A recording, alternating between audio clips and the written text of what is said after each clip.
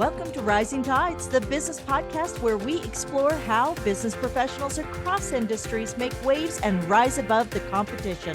Join Angela Merziff and myself, Kim Hayden, as we talk to inspiring business professionals from entrepreneurs to executives about the strategies and tactics they use to get ahead. From their failures to their successes, you'll get an inside look at what it takes to make it in the business world today. Good All morning. right. Good morning. Good morning.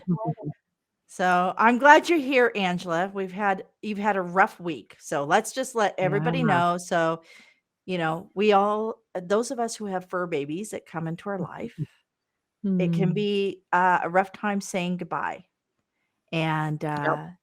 so, just give us a little insight as to your favorite moments that you'll carry forward. Oh, we're Because going I have there. ones of my dog Sporky, and my Sporky's been gone for a decade.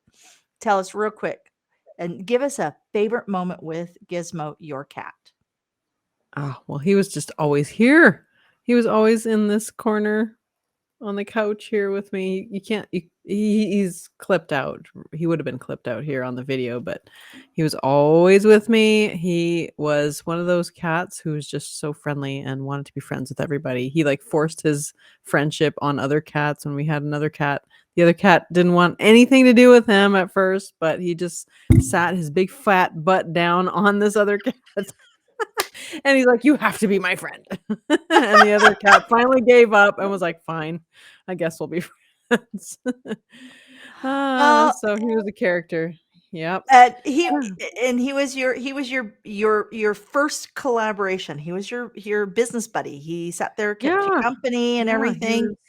yep. And I was just thinking about it. He's my longest relationship with a man. He outlasted my ex-husband. that's good. That's good. Yeah. Well, Yeah. we talk a lot about collaboration and a lot about community building and understanding your brand, understanding there's so many components into being a solopreneur, an entrepreneur, a small business owner. And I mean, we're seeing and it's lovely that nowadays we're seeing more people and I probably shouldn't tell everybody this, but the local liquor store that I visit weekly over here for a bottle of wine, they bring their dog in called Pluto, and Pluto's a beautiful dog, and they sits there, and it's amazing. But what do you do when you don't have that companion? You better be out collaborating. You better be out networking, be out building a better community. But yeah, I am sorry about Gizmo. And Thank please, folks, you. do not mail a kitten to Angela. My kids already go, "Do you think they'll take my girlfriend's cat? Do you think she'll take my girlfriend's cat?" I'm going, let's just, let's let things settle out. Yeah. Yeah. We don't Yeah, I miss need, them. there's no replacing the perfect pet. So, all Yep, right. that's right. But Okay, I am excited, Angela. I'm excited about our guest yeah. today. Because not often do you see somebody leave what we idealize as the perfect industry, the ideal to be a doctor or a lawyer or, some, spacefaring scientific brain. These people, we all look at our children and go, "I want you to grow up and be a doctor." Right. I have you ever met somebody who's been a doctor and said, there's more for me to do, and I can't do it as a doctor? Have you ever met anybody like that? I don't think I have. I don't think I have, Okay, actually. I'm excited. We I'm will today. excited. We will today. So Dr. Mhm. Shahab Anari is an ICF accredited coach trainer and a personal brand expert. He helps experts build their personal brand, grow their business, and make more impact. Over the course of his 25-year career, he has achieved many accolades, including the top 25 Canadian Immigrant Award and Guinness World Record holder. I'm excited because, folks, I don't even know what that world record is for. So let's bring him in, and we are guaranteeing you An awesome, awesome conversation. Hello, welcome. Oh, Hi, Kim and Angela. Good to be here. Thank you for having me on the show. And Angela, so sorry to hear about Gizmo's passing. I saw your photo on oh, LinkedIn. So sending you love and light from Toronto. oh, thank you so much. That's so sweet. But thanks for being on our show, Dr. Shahab. Of course. First of all, let's get this out of the way. What was the Guinness World Record for? You gotta tell us. That's always a So good curious. conversation starter, the Guinness World Record. So it all goes back to COVID. So as all of us remember, the COVID lockdowns. It was this one day, my wife and I were driving along Yonge Street. Yonge Street is one of the main streets in Toronto. For those of your audience who don't know Toronto, Yonge Street is the longest street in the world. So we were driving along Yonge Street and it was empty. Nobody was there. All the shops were closed. And we can all remember those lockdown days. Uh, in my company, my wife takes care of the publishing department. We have a publishing department where we help our clients write, publish, and market their books. And we looked at each other. My wife said, everything is closed. The streets are empty. This is a sad situation. Let's see what we can do about it. Let's publish a book about kindness during COVID. And it was an interesting idea. I was very excited because I thought, okay, this is sad. People are being hit. People are sadly dying. People are being hit financially, personally, professionally. Let's do something positive around this. And her idea was to put together a book about stories of kindness and compassion during COVID. And it all started there. And we invited people from all over the world. 184 people participated in this program. And we decided, okay, if we have 184 people, let's go for a world record. So we contacted the Guinness World Record team and we put up a project around this. And eventually we broke the world record for the highest number of authors signing their book simultaneously online in September during the COVID year. It was 2021, I think. And now we're the world Guinness World Record holder for a multi-author book of that size. Oh, that's so fun. What a That great way is to flip the amazing. script on that, that hard time. That's so cool. That Good idea. 184 authors. So, I mean, I've been part of a couple of multi-author books, and folks, if you have something to say and you're providing a service or a small business, or you've worked for decades in a great career, but you're ready to kind of plant your flag as an independent, a small book is or a multi-author book is such a great way to get your message out because it creates a community right there. I love how everything you're doing is around community. I've noticed Mhm. There's a walking the theme there. street, getting stories of kindness, creating a community of authors within a time where many people were feeling very separated, right? That Yeah. is awesome. Um, you also have the 25 top Canadian immigrants. Walk me through how did you get that award? Because there's actually more Canadians than 25. I know a lot of Americans probably go, aren't there only 25 people living in igloos? No, actually, there's what, 33 million of us? And you That's got, right. I yeah, think we're getting close to 40 million in a few years, given yeah. the number of immigrants coming into this country every year. So there's this award program that is run by the Canadian Immigrant magazine. It's a national award program, which is actually a public voted system. So the public vote for the award winners. And it has been going on for, I would say, 15, 16 years now. And the big banks, usually the big banks are the major sponsors of these programs. So it's a public program. In 2019, I was nominated to enter the award program, and it was 2 rounds of selection by the public. The first round was getting to the top 75. Canadian immigrants, and then getting to the top 25. And thankfully, I'm really grateful that I was chosen as one of the top 25 Canadian immigrants in 2019. And this is something that happens every year. So the Canadian Immigrant magazine puts up this voting system, and people vote for the top 25. And the selection criteria, as I understand it, is those people who have had some kind of contribution to the Canadian society, especially immigrants who have had that type of contribution. And for me, I believe it was because of everything that my wife and I and my team at North Star Success uh, did for the immigrant community. Because even right now, we are putting up programs, pro bono coaching, free events, networking events, most of them free, to support immigrants. Yes, we do have our own business where we earn money and serve our clients, but we do a lot of other pro bono stuff and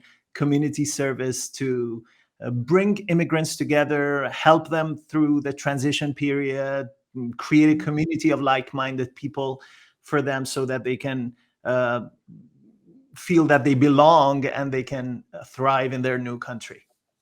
Oh, that's amazing.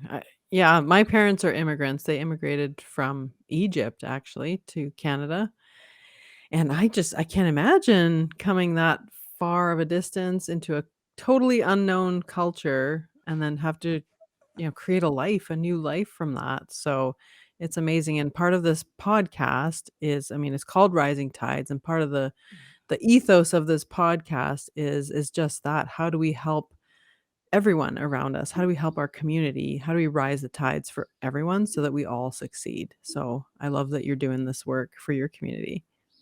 Thank you. And honestly, as I've got older and older through the past decades, I now Mm. understand that if you want to really feel fulfilled and Yeah. accomplished, up to a certain point, it's about financial freedom, and Yeah. it's about you.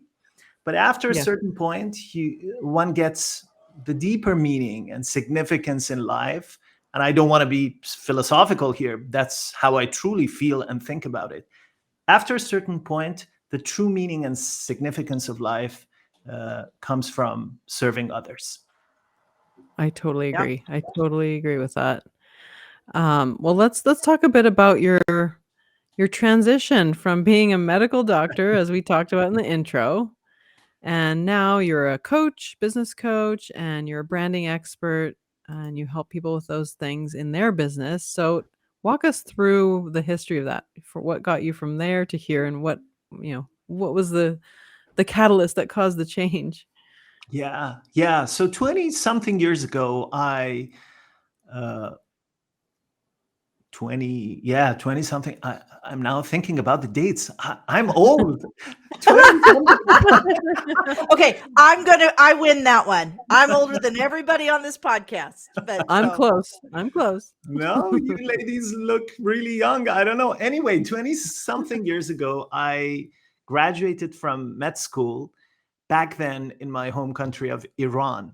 So I was a medical doctor, but even through medical school, I realized that I was not passionate about it. I was a good student. I had good grades going through university, and I finished the med school, but I really didn't feel that fire, that ambition, that passion to pursue my career as a medical doctor and go for a specialization and so on and so forth. It was not that medicine is like boring. No, medicine is not a good career trajectory. No, medicine is very important. We all need medical doctors. My sister is a doctor, my brother is a doctor, but it was not meant for me. I didn't find passion and ambition in that career path.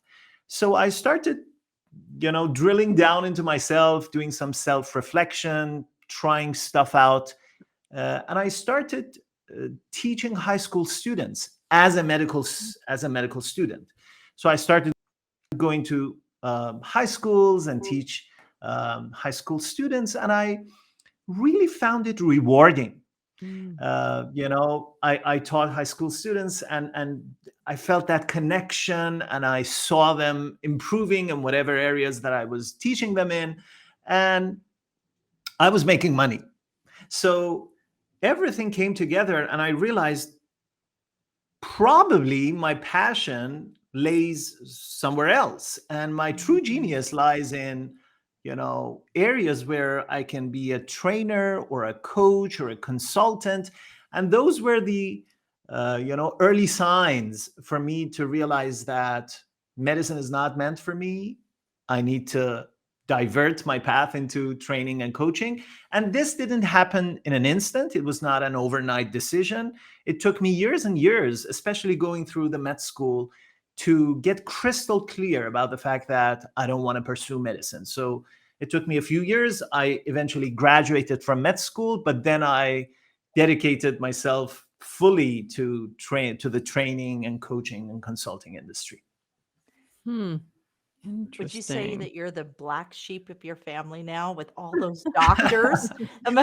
I I certainly I certainly feel different. I wouldn't use the black sheep metaphor because it has some negative connotation. I've never had I never received that kind of negative feeling from anybody, even my parents. They didn't, encourage me to quit medicine. They didn't encourage me to quit medicine, but they were not particularly unpleasant when Yeah. I announced that, I want to quit medicine and go into training. So they kind of supported me, and I didn't get that negative vibe, but I do feel different because Yeah. whenever I talk about the fact that I quit medicine and I'm now a trainer slash coach, a lot of people go, is he crazy? Has he lost his mind? A lot of people would kill to go to med school and become medical doctors. But again, we only live this life once. We Exactly. don't want to be miserable. And if we Exactly. don't like something, then we need to consider alternatives. I would Yeah. think that the mindset that it takes to get through medical school, that the application of consistency, that thoroughness, the diving in, has actually really lent to building a business that, in all truth, a lot of coaches, and I'm not a coach, I provide services for people, and I do mentorship or work with them. I will help them, I will model stuff, but coaching requires a lot of, like, diligency in it to ensure that people don't fall through the cracks. Do you think that your medical experience actually has helped you excel in this space? I'm really happy that you asked that question. Nobody has ever asked that question from me in my interviews before. And that's so true, what you just said. Yeah. The character that you develop, the willpower Mhm. that you develop, the consistency that you develop when you go through any type of long term endeavor, including med school, but any other type of long term project, builds in you something that you can then carry with you into any other venture that you want to enter. So totally, I completely agree with the fact that even though I eventually decided to quit medicine, the character that I built through those years has helped me build my coaching and training business. And that's brand for you, because I know we're both on team branding, and we build brands for people, and that's what I tell clients, and you probably work with them, tell them the same thing. But clients will start their own thing like you did, and everyone comes from some kind of background. It's all unique, right? Our experiences are unique to us, our background is unique to us, our everything is unique to us, our personalities. And they kind of go, well, I don't know how to stand out. And it's like, well, your story is completely unique, and everything you bring to the table, it's a different mix than the next person who's doing the same thing as you, right? So you're going to attract a totally different audience than I'm going to attract, and there's somebody for everybody. Just like my folks are Greek, and so there's a saying in Greek, it's like there's a lid for every pot, right? It's kind of like that idea. I love that analogy, and Yeah. and it's so true. And when we depend on our own lived experience and our own life story, then we can count on our uniqueness and we can differentiate ourselves from the rest. Yeah, absolutely. So on that same thread, what do you feel? And we ask all of our guests on the show here, because I'm a branding expert, so I love to know, like, what is the essence of your brand, and what's the thing that makes you stand out in your industry? What do you feel that is?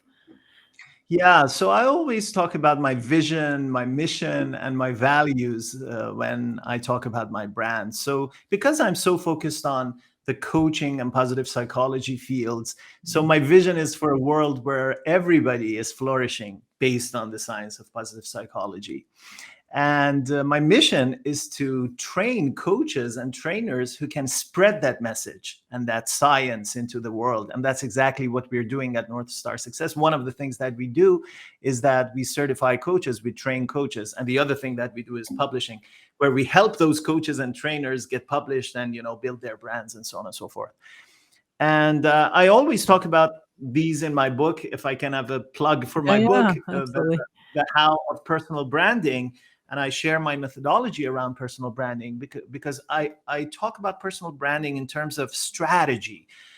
Some branding experts focus on the visual side. Some branding experts focus on the other aspects of branding, which are all important. But I personally focus on the strategy of building your personal brand and sharing your story and clarifying your unique promise of value, then communicating it to your audience, and eventually closing more deals. I talk about the 3 C's: clarify, communicate, close, which is my methodology to help people build their personal brand and make more impact. Very cool. I'm taking notes. I'm not a strategist like you and Angela. You guys will sit here. I'm the salesperson.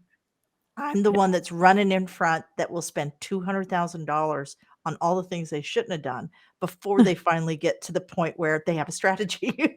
You're the visionary, which everyone needs a vision, but then putting that vision into practice and like all the steps in between, right? Yeah. You're Yeah, good at we the vision work. complement each other in a Yeah, sense, right? totally. Yeah, we totally do. Talk to me about personal branding, because there's personal branding and there's like branding for Great. businesses. What do you feel are the major differences there, or are there differences? Is branding, or is there a difference between a personal brand and a brand for a company, let's say? The essence of personal branding and corporate branding, I would say, is the same, because eventually it goes down to, differentiating yourself from the rest and standing up for something meaningful in the market, positioning yourself as different from the rest.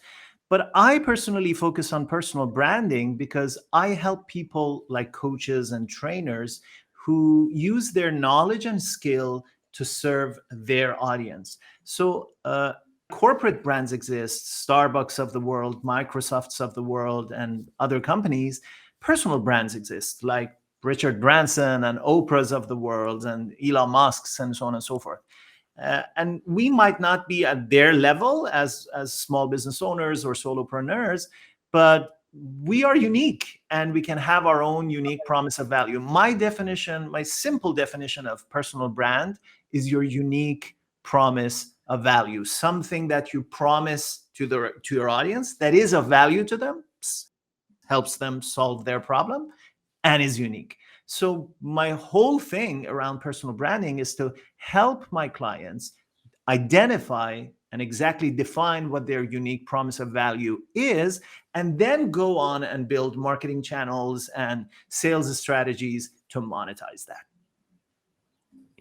Yeah, absolutely. That's the most important thing. How are you going to stand out from people doing the same thing as you, right? And I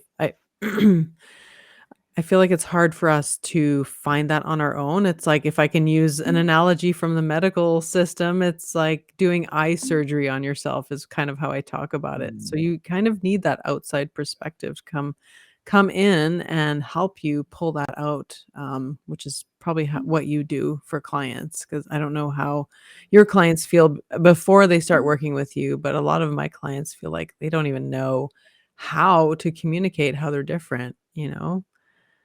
Yeah, exactly. That was a good analogy. It was a little bit harsh, but I'm going to use it with your permission from now on.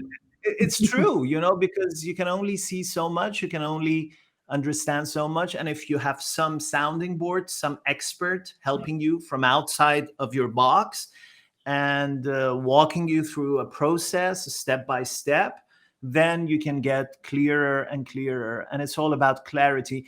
One of my mentors always said that branding is evolutionary, not revolutionary. So Yeah. if you tend to think about branding as something that is changing all the time, then you need to get feedback from others, especially experts, coaches, consultants that can give you objective, honest feedback about what you're doing great, what your positioning could be, how you can stand out from the crowd, and then you can build on that and grow from there. Yeah, it's about putting your best foot forward, not a fake foot forward, right? You're not making anything up. You're not crafting anything out of thin air either Yeah. with branding. Yeah. That is a point that I think a lot of people. So my background is on real estate. I'm an award-winning. I have over 10 years as a number one, top 1% in Canada. And I know at the end of the day, everybody knows 10 real estate agents. Why was I number one? Not because I'm any smarter, not because I drive a nicer car, not because I'm thinner, taller, younger, skin, not because of any of that. It's because people knew my brand, which the gorgeous Angela here created. She knew my brand. My brand reflected my core values, and people knew to know, like, and trust me. And that is how I came to. So you guys are coming from the side of like the very linear side, but I come from it from a more of almost a consumer on the street side, right? And I say, also listen to your clients. Your clients will tell you who you need to be speaking to forward. How many people are coming forward, right? Who are you working with? Do you need to tweak something so you can attract more of those? In real estate, we know our stats on farming. We know our stats cold on farming. I know that if I put a lead gen funnel in place on cold leads, I will close as a top performer 1.2%. However, on warm leads, these are people who know your brand, I will close between 5 and 7% of those. And then on referral, my number goes to 50%. So let me tell you, what cycle do you want to be in? All right. Yeah. That's my question. Where do you want to spend your time and money? Spend the money in the beginning, know where you're going so you have a roadmap so you can spend less money getting those successes. And consistency, right? Because you have a story about then changing your brand on the recommendation of a what do you call that? Yeah. More She was a broker, she was broker, right? I had somebody call and question. They were trying, I didn't realize at the time they were trying to sell me something. And basically they questioned the validity of my brand or the professionalism of my brand. And I started thinking, it's like, well, I've been in the business 10 years. Do I need to change this up? I changed my brand and I actually cut my business in half in the first. Wow. Yeah, it was brutal. And when I say in half, folks, we're talking, this was a $250,000 mistake. Yeah. So, Yep. yeah. And then I went back real fast when I realized, okay, after 12 months, I've given it due time.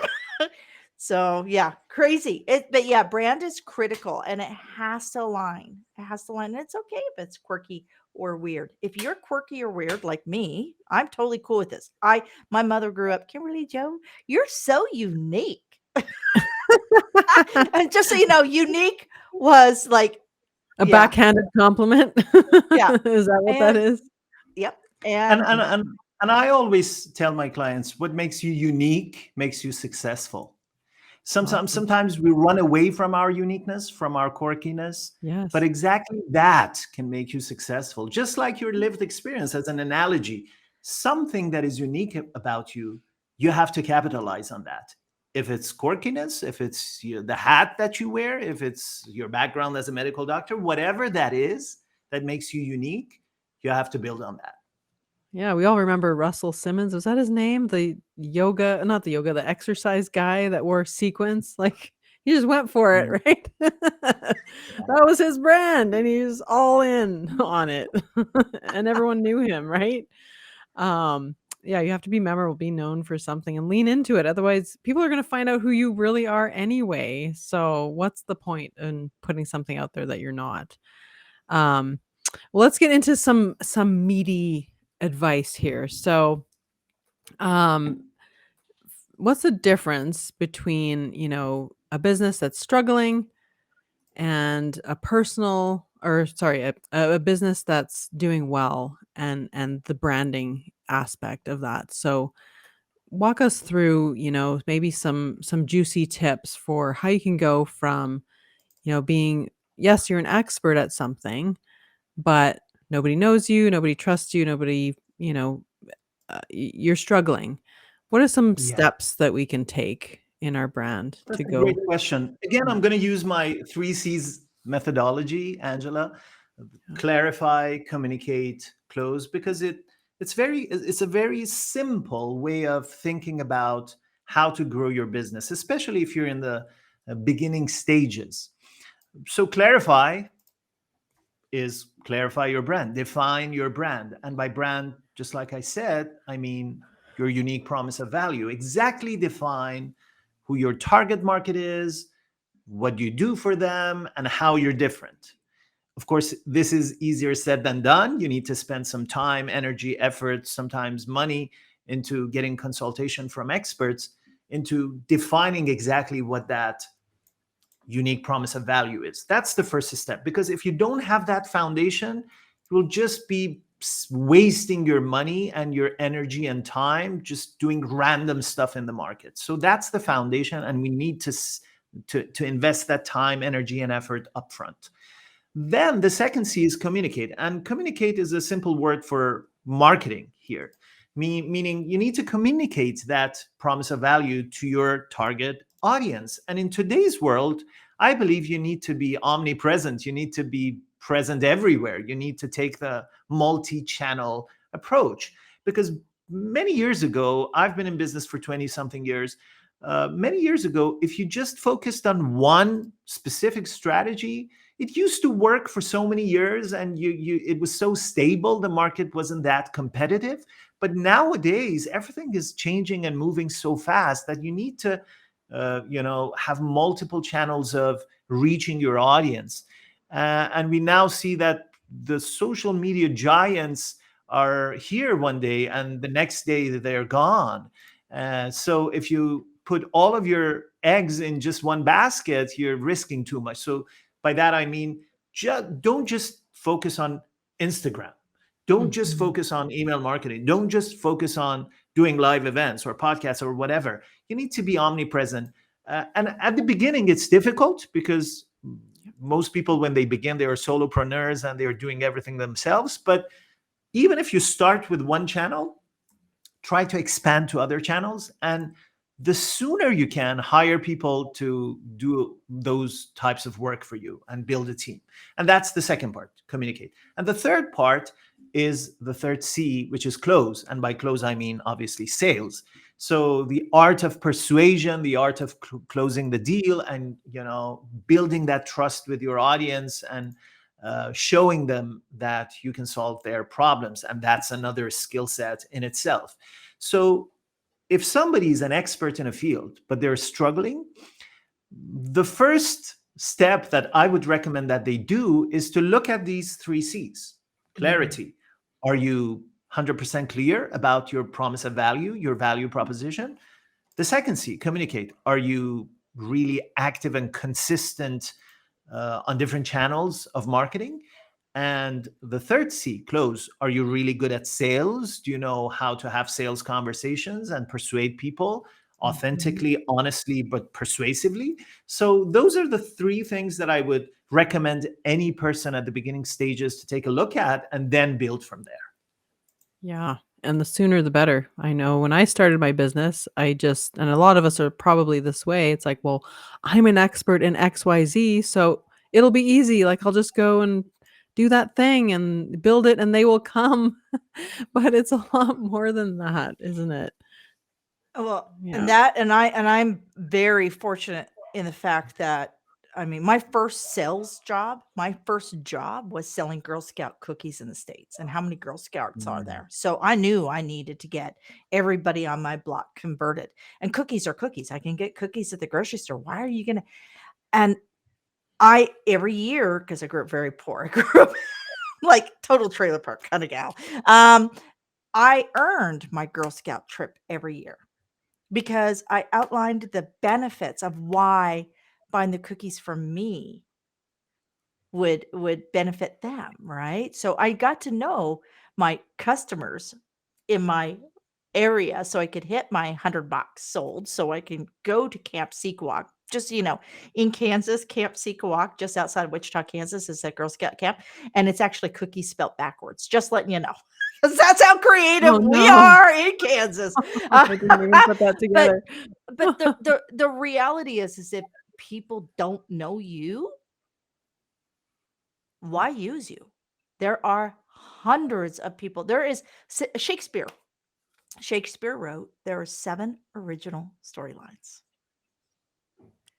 but there are thousands and thousands of books, and there's, you know, thousands of movies and thousands of plays, all based on these 7 original storylines.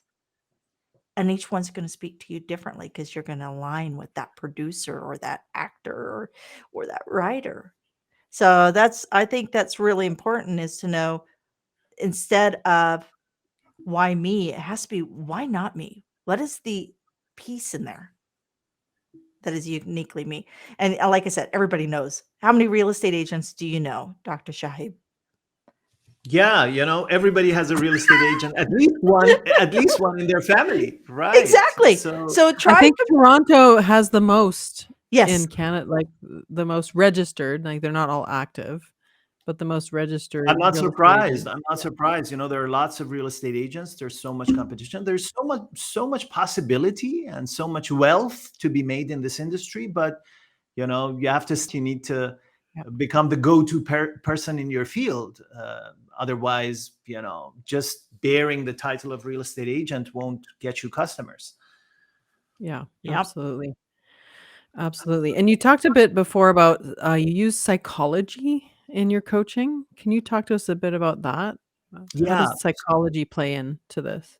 Yeah. So I'm an ICF accredited coach trainer. I own a school where we train and certify coaches, and our school is accredited by ICF, which is the International Coaching Federation, which is the governing body of professional coaches around the world. So coaching is a skill, and you work mostly with an adult, and you help them think through their challenges and problems and come up with a solution to their problem from within themselves. That's coaching. Just like Kim was saying, it's not mentoring. You're not telling people your experiences, or it's not consulting. You're not sharing solutions with people. Coaching is a modality where clients get their answers from within themselves. And the scientific backbone of this skill called coaching, one of the scientific backbones of coaching is psychology, especially the branch of psychology called positive psychology, which is something that I'm really passionate about, and I'm certified. I have multiple certificates in that area. So coaching is a skill, and for me, positive psychology is the scientific backbone that supports it. And I believe anybody who wants to be a professional coach and wants to help people thrive and become more successful would be more successful if they invest in the evidence-based side of it and the scientific backbone of it, and familiarizes themselves with the underlying research behind coaching. That's why I use both coaching and my positive psychology knowledge to help my clients. Yeah, so you've gone and brought in Yeah, some medical stuff into what you're doing, which is yeah. interesting, right? Because you quit the medical field and then but, it's part of who you are, and that's interesting. I haven't heard anyone talk about the positive psychology field in relation to coaching, so I'm interested. Yeah. I'm gonna go Google that and see what it's all about And one later. of the reasons why people, this positive psychology thing is not many people are familiar with that, is because just like coaching, positive psychology is a new field. So coaching as an industry is like less Right. than 3 decades old. And positive psychology as a branch of psychology, which focuses on, the positive side of human performance, is again less than 3 decades old. So these are newer modalities and newer branches of science, and I pride myself on the fact that I base my coaching on the science of positive psychology. Awesome. Gotcha. Yeah, awesome. Well, we could I talk to you forever, bef Dr. Shahab. I Do you have any do more questions, actually, Kim? I I was gonna do. ask. I like to Okay. ask. So this is your book, The How of Yes. Personal Branding. I would like to know, Dr. Shahab, what the reader can expect from your book. Thanks for asking that, and Yes. it makes me really happy to see the picture of my book on the screen. Thank you for that. So again, it's all about the 3 C's methodology. If folks are really intrigued by this idea, they want to learn more, how to clarify their value proposition, how to communicate it to more people, and how to close more deals. I've laid down my whole methodology in this book, and I've included a lot of stories of real people, real clients of mine who have used these ideas and strategies to build their businesses. Amazing. I love that. I love that you have real stories. That's where a lot of books fall short for me is I'll get the concept, but then it's like, "Okay, well, that was great, but how does this apply to real life, or can I see an example, please?" So I love that, Thank you.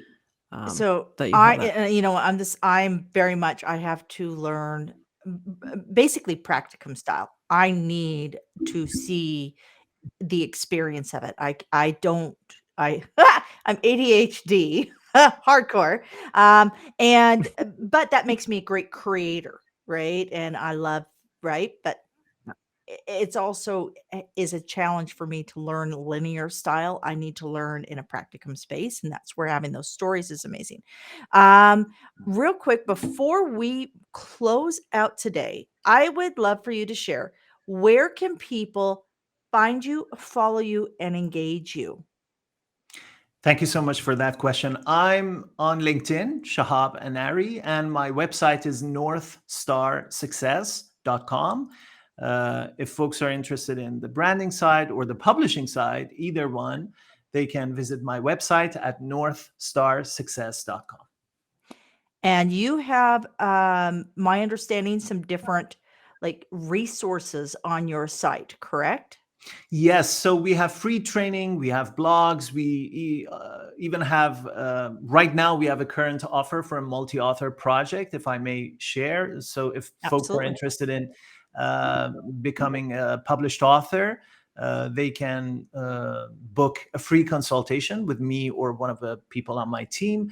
And even if they are not 100% sure if they want to write or publish a book, at least they can get started. We can provide some good information uh, for free. So they can book a free call with me or one of the people on my team if they're interested in the publishing side. Excellent. Excellent. I've tried to Perfect. bug Angela to get published. I've been published twice, and she's like, "But what would I talk about?" It's like, what You does have a let wealth of knowledge to Yeah. share, Yeah, I have to Angela. there's too many yes. So there's too many things running through my head. Maybe I'm ADHD too. I have to let's real organize quick, my let's thoughts a close bit this better. out. Yeah. Why, Yeah. aside from the fact that less than 6% of North American adults are published authors, by the way, I like to be in the top percent of my industry. Why or how does somebody get past the, "Oh, I only do this, I wouldn't know what to write about"? How do So you help them? Yeah, so there are mainly two hurdles for people that stop them in their tracks of becoming a published author. One is they think they're not ready enough. They're not worthy enough. They're not good enough. They don't have an important message to share, or they're not a billionaire yet. They don't have 10 PhDs. That kind of mental game stops them from publishing their book. And the quick cure for that is you have a message to share, and there are some people who mainly represent your past who are dying to find a solution to their problem. And you've lived that experience, and you've been there, and you've done that, and your message can help them. So you don't have to be a billionaire. You don't have to have 10 PhDs.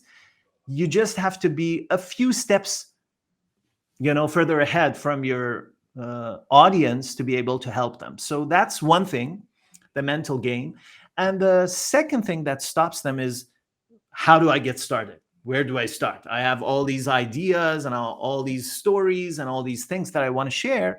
Where do I start? And that's where we come in.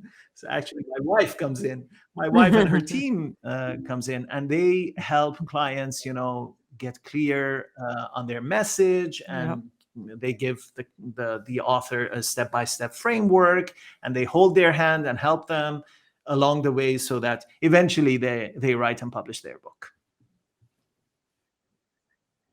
If you remember the movie Catch Me If You Can, who Yes. Leonardo DiCaprio played the lead role in that, that's exactly how that was a real life scenario that he played out.